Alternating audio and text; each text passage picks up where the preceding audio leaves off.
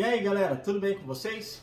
Hoje viemos aqui contar para vocês como foi a estreia do filme Tic e Teco, Defensores da Lei, que estreou sexta-feira, dia 20 de maio, na Disney+. Chega aqui, já deixa o seu like, se inscreve no canal e bora pro vídeo.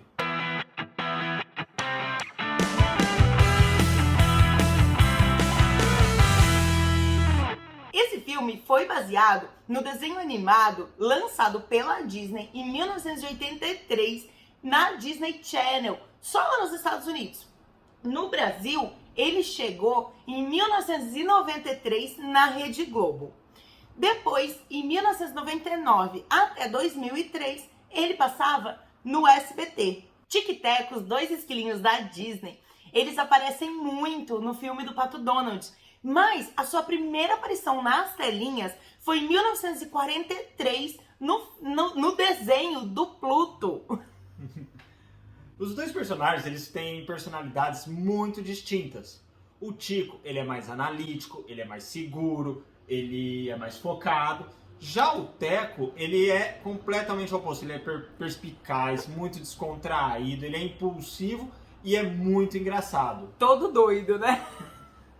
Esse filme tem como diretor Akiva Schaffer, que também dirigiu Vizinhos Imediatos de Terceiro Grau, e David Hoberman e Todd Lieberman como produtores.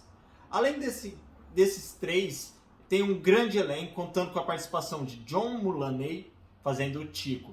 John, ele é muito conhecido nos Estados Unidos por causa dos seus stand-ups, e também tem Andy Samberg fazendo a voz do Teco.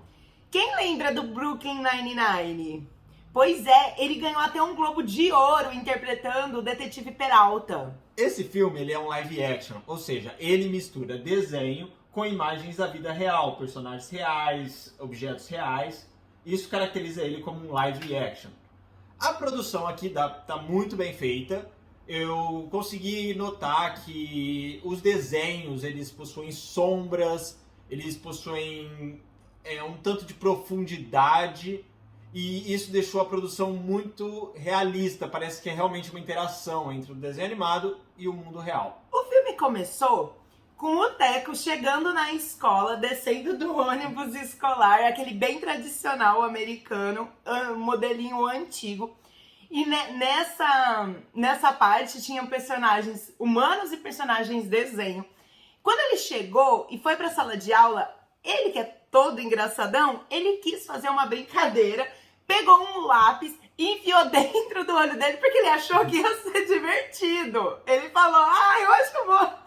E pegou o lápis e enfiou dentro do olho dele. As crianças começaram a gritar, elas gritavam, todo mundo ficou muito assustado com o Teco. E depois disso, ninguém mais queria ficar perto dele, todo mundo ficou longe dele. E aí foi quando eles foram pra hora do lanche ali, né, na hora da refeição, e ele sentou na mesinha sozinho. Quando o Tico chegou, viu ele sentado na mesinha e falou, posso sentar aqui com você? E ele, claro que pode. Se apresentaram.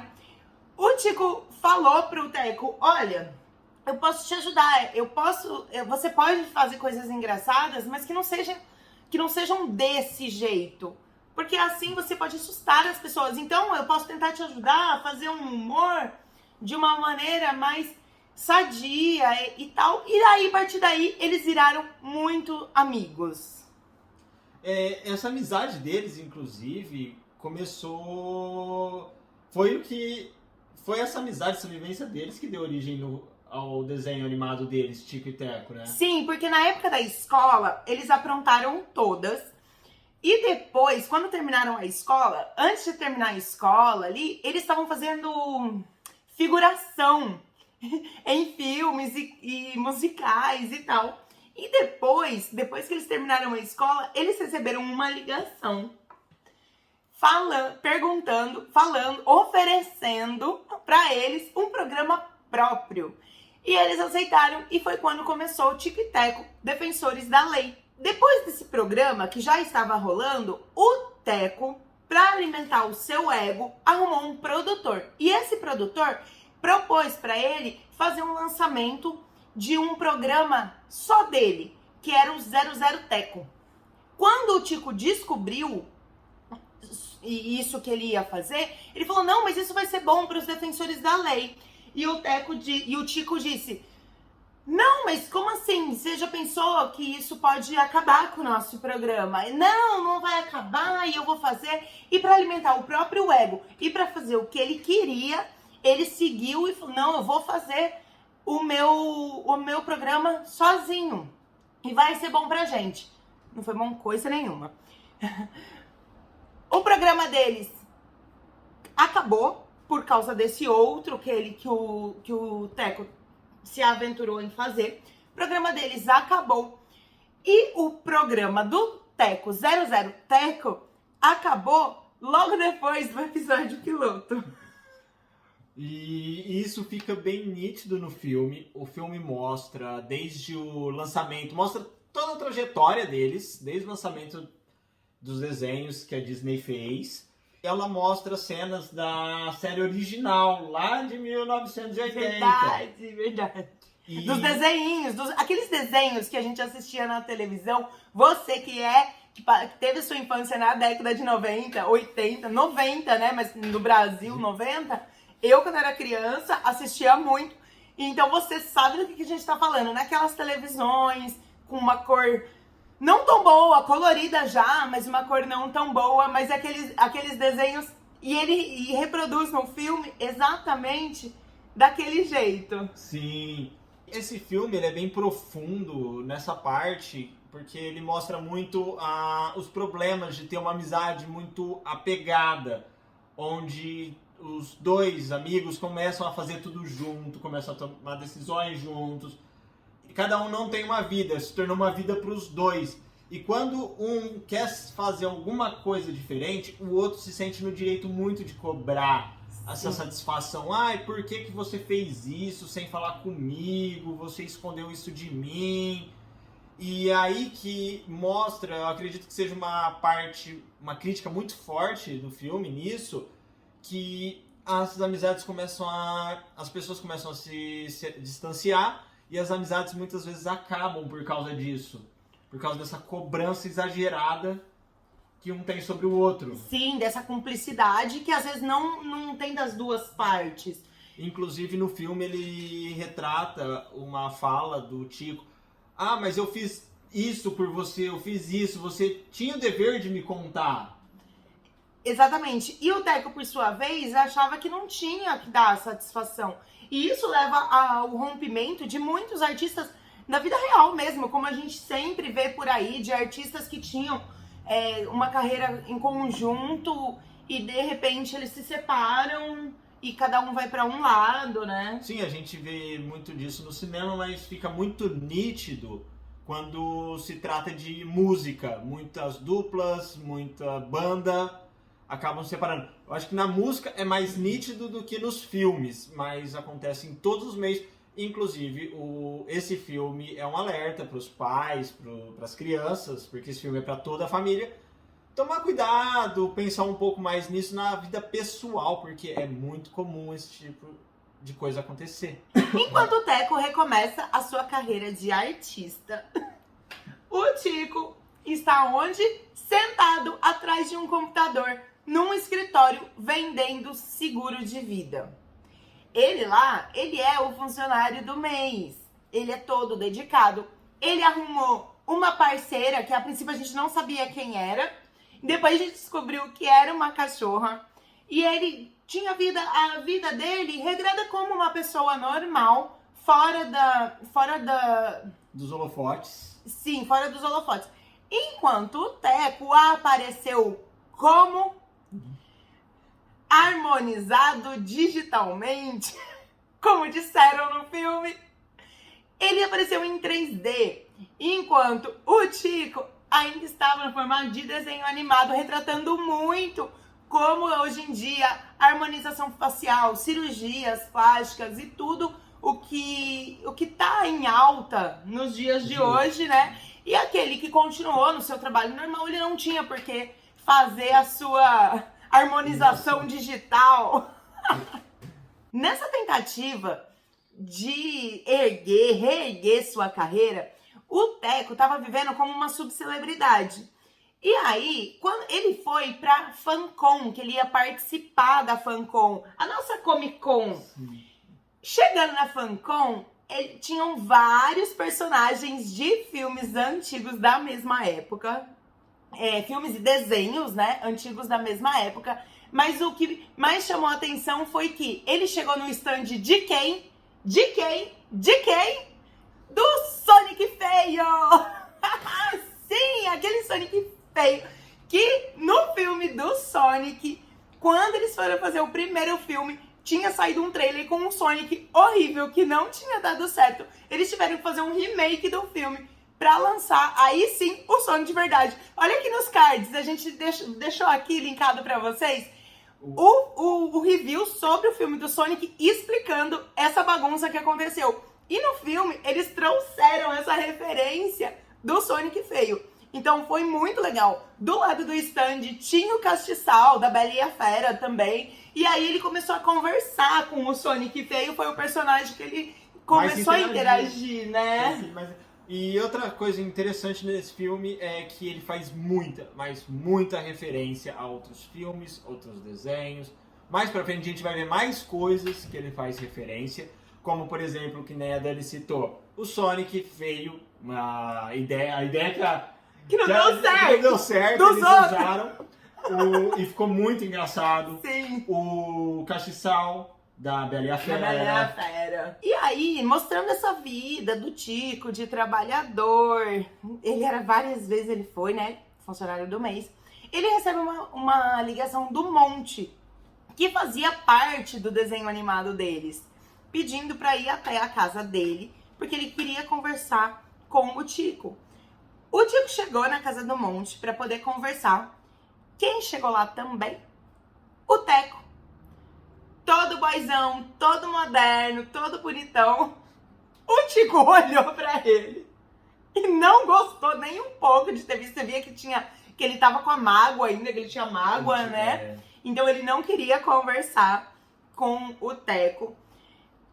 Eles conversaram um pouco com o Monte. O Monte falou que ele estava numa situação muito difícil, que ele estava recaindo, indo atrás dos queijos fedorentos, ele estava vivendo à base disso, ele estava fazendo dívidas com os fornecedores dos queijos fedorentos e ele estava muito mal, ele estava depressivo. Só que, como o Teco chegou na casa do Monte, o Tico não quis ficar lá. O Tico foi embora e deixou o Teco sozinho lá.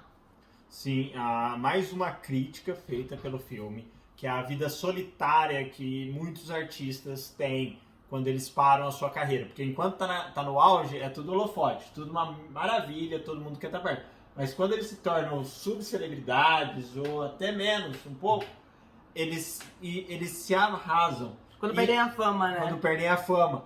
E muitas vezes, também, não só por causa da fama, mas às vezes eles estão no auge, mas investem em alguma coisa errada, tentam um projeto novo que não dá certo. E muitos deles acabam caindo muito nos vícios. O filme faz uso do termo queijo fedido, queijo fedorento, como referência às drogas e ao álcool que muitas vezes esses artistas entram. E muitos empréstimos também, muitas dívidas financeiras que eles fazem para poder tentar manter a vida que eles tinham no auge. Eles não conseguem aceitar a vida pós-auge, enquanto eles estão vivendo uma queda na carreira, enquanto a maré está baixa para eles, eles não conseguem entender a situação. Então eles fazem muito empréstimo, a depressão que bate faz eles entrarem no álcool e nas drogas. E eles buscam, muitas vezes a gente percebe isso, que eles buscam qualquer tipo de trabalho para poder se reerguer novamente. Sim. O Monte até falou para eles também, nessa ida dele na casa deles, que esses personagens que caíam, que tinham dívida ou que não estavam muito bem, eles eram sequestrados e eles eram obrigados a fazer filme pirata pro resto da vida. Foi essa analogia que eles fizeram, que eles usaram. Tem uma cena do filme, inclusive, que o Teco fala pro Tico para eles fazerem um reboot do desenho deles. E o reboot é outra referência feita dentro desse filme porque ele está muito em alta hoje no mundo cinematográfico. Muita série, muito filme. Estão fazendo esses reboots para relançarem filmes mais antigos, com uma cara mais nova, uma edição melhor, efeitos gráficos muito melhores. Mas o Tico não quis, né? O Tico não quis, e ele saiu, foi embora da Casa do Monte. E, de novo, outra referência que é feita, que ele sai da Casa do Monte, ele vai passeando, ele vê muitos outdoors de séries, desenhos, filmes mais antigos, e ele passa muito pela Calçada da Fama. Você vê bem nítido isso no filme. Sim, e depois eles em casa, passou mais um tempo, eles receberam, o Tico, recebeu a ligação que o Monte tinha sido sequestrado. E o Teco também recebeu essa ligação, os dois correram pra Casa do Monte. A hora que eles chegaram lá, tinha muita polícia e eles ficaram muito preocupados, porque o Monte já tinha contado como que tava a situação dele. E aí, essa segunda vez que eles se reencontraram lá na Casa do Monte, eles resolveram se unir em uma causa maior, que era procurar o Monte, descobrir o que tinha acontecido com ele. E ali atrás, pouco tempo atrás, vocês lembram que o Teco ofereceu para fazer o reboot pro Tico. O Teco até falou, isso tá com cara de reboot. E a partir desse momento, o filme dá uma guinada e começa a trazer alguns assuntos um pouco mais sérios, eu acredito, porque eles começam essa busca, se uniram para ajudar o amigo, e quando eles vão lá no lugar que vende esse queijo fedido, eles começam o filme começa a fazer referência ao lugar onde se vende drogas, comparando o queijo fedido com as drogas mesmo. E ali eles começam a ver, por exemplo, personagens do musical Cats jogados nas sarjetas, como viciados mesmo, como se você estivesse indo num lugar muito feio, muito ruim. Várias cenas computadorizadas antigas, inclusive, eu não lembro quem, se foi o Tico ou o Teco que falou, tudo parecia real, mas nada parecia certo. Falando dessas cenas computadorizadas antigas, né? Sim, que tava lá caminhando aleatoriamente. E lá eles descobrem que o Sweet Pete, que é o chefe desse lugar onde é que vende esse queijo fedido, é na verdade o Peter Pan mais velho. E isso, ele começa a conversar com os dois, porque são praticamente da mesma época. E ele fala que tudo, quando ele começou, novamente trazendo a crítica para atores. Quando ele começou, tudo parecia muito incrível, parecia que dá certo, tudo parecia muito... Porque ele era criança também. Ele era criança quando ele começou. Quando o tempo passou, ele começou a ficar mais velho, a necessidade ainda era de continuar o desenho com ele criança, então ele não servia mais para isso.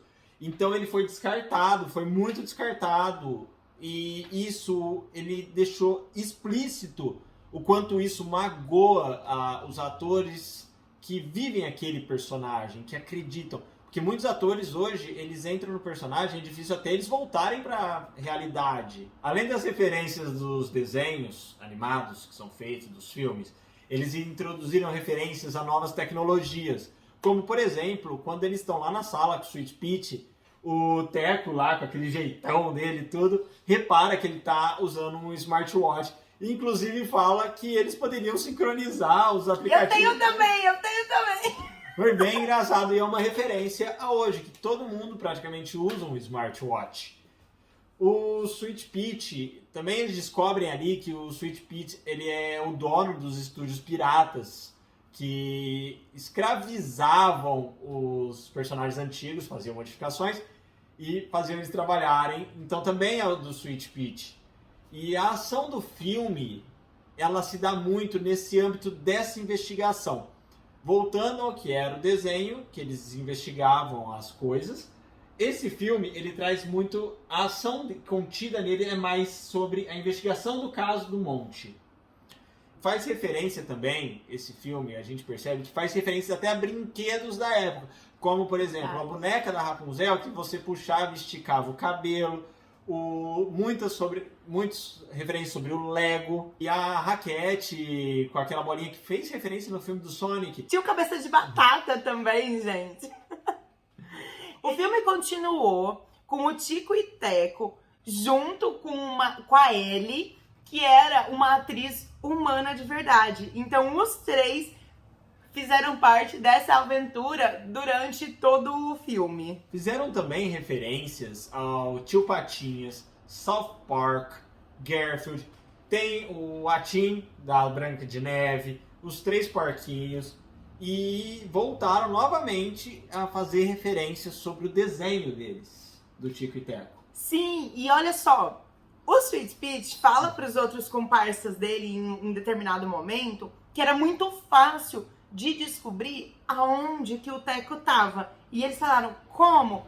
Ele tirou o iPhone do bolso, Outra referência que eles fazem também. Sim, abriu um Instagram e começou a seguir o Teco. Sem contar que o Teco também usou a tecnologia do smartwatch para roubar o smartwatch do Sweet Peach para conseguir mapear os passos dele. Isso foi uma crítica muito forte feita, porque principalmente para as crianças e para os adolescentes hoje, que tudo que vão fazer postam em rede social. Ah, eu tô fazendo isso agora, tô indo em tal lugar, a caminho, não sei, de tal restaurante. Isso é muito perigoso nos dias de hoje. Isso abre brechas para pessoas mal intencionadas. A gente nunca sabe. Quando eles estavam na delegacia, o Teco grava um stories todo bonitinho, pomposo, todo. Ele grava um stories falando, galera, daqui a pouco eu vou estar na FanCon, não sei o que. E só que o Sweet Peach estava acompanhando ele no Instagram e já foram pra lá, atrás deles. Nessa Comic Con também a gente consegue ver a interação dele com outros personagens, como por exemplo com o He-Man, Timão e Pumba, até mesmo com o filme Indiana Jones. De volta no laboratório de Sweet Peach, eles estavam em busca do monte. E lá virou uma briga, aconteceram muitas coisas nesse laboratório. E quando o laboratório explodiu, a máquina estava mirando no Sweet Peach. E o Tico, o Teco e a Ellie fugiram. Quando eles estavam no porto, ainda procurando o monte, apareceu o Sweet Peach todo transformado. Ele tinha uma parte de cada personagem. E chegou pra pegar eles ali. Só que na hora, quem apareceu maravilhosamente do ar voando, Sonic veio. Ele chegou de helicóptero pra salvar os amigos dele. E aí, depois que o Sonic conseguiu salvar eles, eles abriram um container desse porto e libertaram muitos personagens que estavam lá para serem descartados porque não serviam mais ou porque essa mudança de fisionomia que eles faziam lá no laboratório tinha dado errado. Então tinha um monte de personagem nesse container e eles liberaram. E o monte tava lá também, só que ele não saiu como monte, ele saiu como um protótipo de Dumbo, uma tentativa errada de fazer ele virar o Dumbo. Quando o Sweet Peach, nessa cena que a Dani descreveu, ele aparece lá pra pegar os dois, pra batalhar com os dois, pra tentar prender eles, faz uma referência muito, muito forte sobre o primeiro filme do Jurassic Park também. Ele chega fazendo o barulho do dinossauro, do né? T-Rex, ficou muito bacana, ficou surpreendente isso. O filme tem alguns efeitos de computação gráfica que a gente pode perceber, por exemplo, quando o Teco está comendo as nozes e a gente vê que não casa muito bem a imagem. Mas é um filme muito engraçado, principalmente para quem curtiu as referências e curtiu o desenho lá na década de 90. ele prende muito o público também pela ansiedade que gera, porque é uma investigação, é um filme investigativo. Você fica querendo ajudar os dois a descobrir o que realmente aconteceu. E o humor do Teco, ele acaba sendo muito decisivo, porque ele quebra essa ansiedade.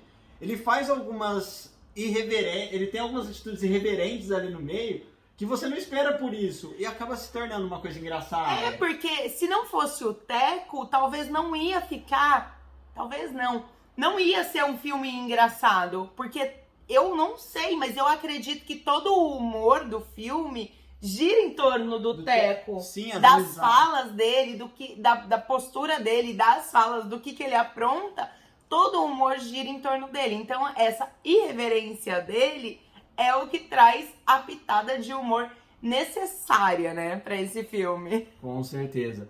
E, pensando nisso, a crítica gostou bastante do que viu juntamente com o público.